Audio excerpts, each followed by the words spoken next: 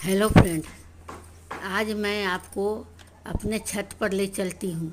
मेरे छत पे जो मिर्च की पौधे है उससे मैं आज मिर्च की हार्वेस्टिंग करने वाली हूँ। यह मेरा मिर्च बिल्कुल ही ऑर्गेनिक है। इसमें न तो मैंने कभी केमिकल खाद का प्रयोग किया है और न ही केमिकल का छिड़काव किया है।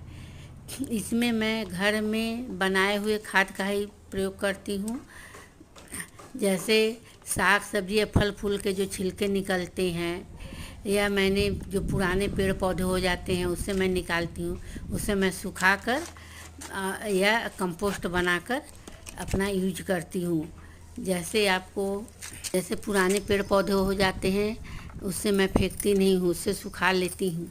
और जब मैं बोरी में मिट्टी भरती हूँ उस कचड़े को थोड़ी सी मिट्टी की एक परत डालकर और उसके अंदर बिछा देती हूँ और फिर ऊपर से मिट्टी डालकर पौधे लगा देती हूँ, जिससे मेरा खाद भी तैयार हो जाता है और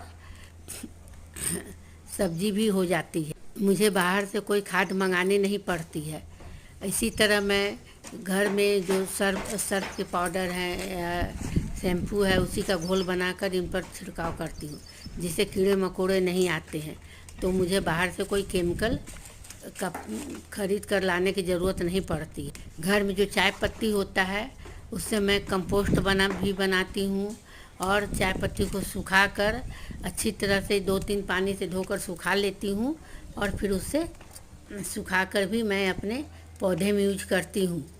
इस तरह मुझे बाहर से कुछ खरीदना नहीं पड़ता है और फ्री में मेरा बागवानी भी हो जाता है।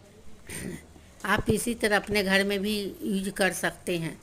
यदि आपके पास गमले आप नहीं खरीद सकते हैं तो आप घर में जो बेकार पड़ी हुई बोरी है, आटे की थैली है, या बड़े बड़े तेल या डालडे के डब्बे पड़े हुए हैं, या 5 केजी से ऊपर का सर्फ का पॉकेट हो या बहुत सारा ऐसे सामान मंगाते हैं जिसका प्लास्टिक का पैकेट रहता है, उसमें भी आप पौधे को लगा सकते हैं।